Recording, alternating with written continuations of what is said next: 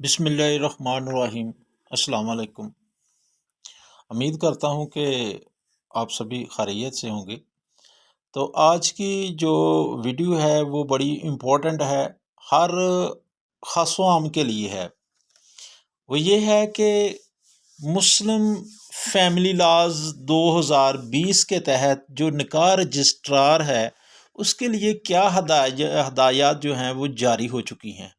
تو ان ہدایات کے بارے میں ہر خاص و عام کو پتہ ہونا چاہیے کہ نکاح رجسٹرار کو کون کون سی ایسی ہدایات ہیں جو دی گئی ہیں اور آپ کے علم میں ہونا بہت ضروری ہے۔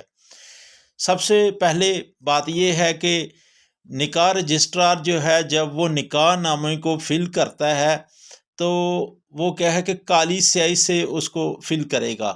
اس کی سیاہی جو ہے وہ کوشش ہو کہ وہ سیاہی جو ہے جب وہ فل کر رہا ہے تو وہ بلیک سے ہو، کالی سیاہی ہو۔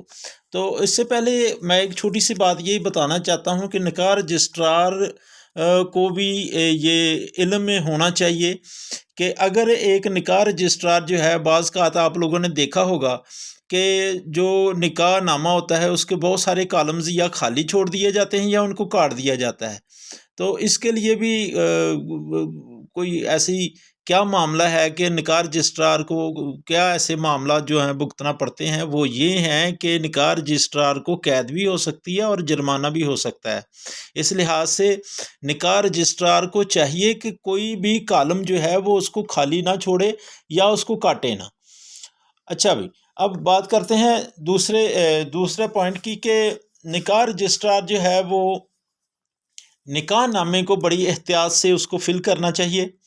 نکاح جو ہے وہ کسی بھی نکاح پر جو نکاح نامہ ہے اس کی کسی بھی پرت پر یا کسی بھی کالم کو جو ہے وہ کٹنگ نہیں کرنی چاہیے یا اوور رائٹنگ نہیں کرنی چاہیے۔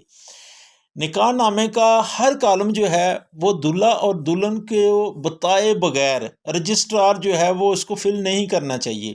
اس طرح اگر دلہا اور دلہن جو ہیں وہ موجود ہیں، ان کے سامنے ان کی ہدایات کے مطابق وہ اس کو پر کر رہا ہے اور بعد میں کوئی ایسی مسٹیک ہو جاتی ہے یا نقص آ جاتا ہے نکاح نامے میں، تو پھر وہ رجسٹرار جو ہے وہ ذمہ دار نہیں ہوگا، بلکہ وہ دلہا اور دلہن وہ ذمہ دار ہوں گے۔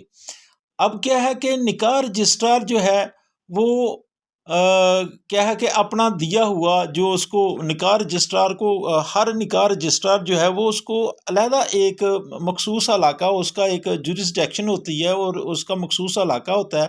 وہ جو علاقہ دیا جاتا ہے یا دیا گیا ہے اس سے باہر جو ہے اس کو نکاح نہیں کروانا چاہیے یا نہیں کرنا چاہیے۔ یہ بھی ہدایت کر دی گئی ہے 2020 میں مسلم فیملی لاز میں۔ اب کیا ہے کہ نکاح رجسٹرار جو ہے وہ اس کو یہ بھی ہدایت کی گئی ہے کہ نابالغ کا نکاح رجسٹر نہ کرے۔ وہ نابالغ کا جو ہے وہ نکاح جو ہے وہ رجسٹر نہ کرے۔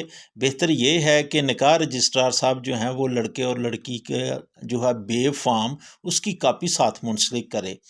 پھر کیا ہے کہ نکاح رجسٹرار جو ہے وہ بیوہ یا طلاق یافتہ عورت کا بغیر ثبوت کے نکاح درج نہیں کرنا چاہیے۔ کسی مرد کی دوسری شادی کے مد میں اجازت نامہ کے بغیر نکاح رجسٹرار کو نکاح نامہ رجسٹر نہیں کرنا چاہیے۔ اب کیا ہے کہ نکاح رجسٹرار جو ہے وہ یہ جو نیکسٹ پوائنٹ ابھی میں بتانے لگا ہوں، یہ میں اپنے ویورز کو یہ بتاؤں کہ یہ بڑا امپورٹنٹ ہے اور آپ لوگوں کو اس کے بارے میں خصوصی طور پر علم ہونا چاہیے، کیونکہ یہ تو الحمدللہ مسلمان ہیں تو پتہ ہونا چاہیے کہ یہ نکاح رجسٹرار جو ہے وہ دلہا سے رجسٹریشن جو فیس ہے اس کی شیڈول کے مطابق میں بتانے لگا ہوں۔ اس کا شیڈول کیا ہوتا ہے کہ حق مہر اگر بالفرض 1,00,000 روپے حق مہر جو ہے وہ مقرر کیا گیا ہے تو اس کی فیس کیا ہوگی؟ بھئی اگر 1,00,000 روپیہ حق مہر لکھا گیا ہے تو اس کی فیس 1,000 روپے ہوگی، 1,000 سے اوپر نہیں ہوگی۔ پھر اگر حق مہر 1,00,000 سے زائد ہو تو اس کی رجسٹریشن جو فیس ہے وہ 2,000 روپے لی جائے گی۔ اگر حق مہر جو ہے وہ 5,00,000 سے زیادہ ہو 5 लाख या 5 लाख से ज़्यादा हो या ज़ायद हो तो उसकी रजिस्ट्रेशन फ़ीस जो है वो 5,000 रुपये होगी।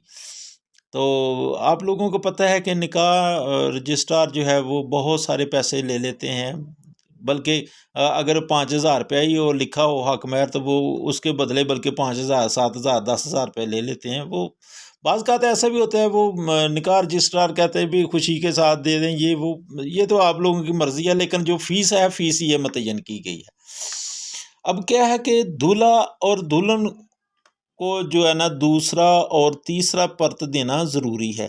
ऑन द स्पॉट निकाह रजिस्ट्रार की ये भी ज़िम्मेदारी है कि वो चारे पर्त जो है 4 पर्त जो होते हैं, चारों पर्त जो हैं वो उसी वक्त उसको फिल करे, और फिर क्या है कि उसको पहला और दूसरा जो तीसरा जो पर्त है वो उनको दूल्हा और दुल्हन को देना ज़रूरी है। निकाह रजिस्ट्रार साहब जो हैं वो जब दूसरा और तीसरा पर्त दूल्हा और दुल्हन को देगा तो हर पर्त की कीमत जो है वो पर्त की कीमत, ये निकाह रजिस्ट्रार के एक तो वो है कि जो हक महर की बताई है रजिस्ट्रेशन फ़ीस वो नहीं, निकाह की पर्त की कीमत जो है वो 200 है, 200 रुपये है। तो क्या है कि अगर वो दूल्हा दुल्हन को देता है निकाह नामा तो वो 200 रुपये वसूल पाएगा, अगर दूल्हा को देता है तो उससे भी 200 रुपये वसूल पाएगा। तो क्या है कि निकाह रजिस्ट्रार जो वो पर्त की फ़ीस जो वसूल पाएगा तो उसके पास जो चौथा पर्त है उस पर जो फ़ीस जो है वो उस पे मेंशन करेगा। और ये भी कहा गया है कि निकाह रजिस्ट्रार जो है वो 3 दिन के अंदर अंदर जो है निकाह नामे की रजिस्ट्रेशन करवाएगा। बसूरत दीगर अगर 3 दिन से ज़्यादा टाइम गुजर जाता है तो पर डे का हर रोज़ जो है वो निकाह रजिस्ट्रार जो है वो 25 रुपीज़ यानी कि 25 रुपये योमिया जो है वो जुर्माना देने का पाबंद होगा, वो यकीनन उसको जुर्माना देना पड़ेगा। तो ये थी कुछ ऐसी निकाह रजिस्ट्रार के हवाले से कि उनको क्या इंस्ट्रक्शंस दी गई हैं, मुस्लिम फैमिली लॉज़ 2020 के तहत जो है उनको क्या हदायत दी गई हैं।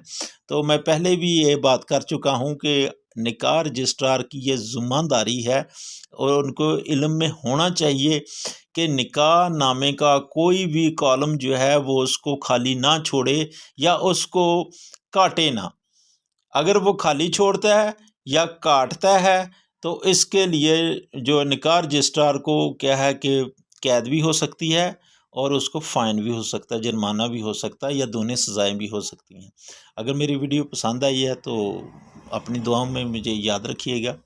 इसी अल्फाज के साथ मैं इजाज़त चाहता हूँ। खुदा हाफिज़। अस्सलाम वालेकुम।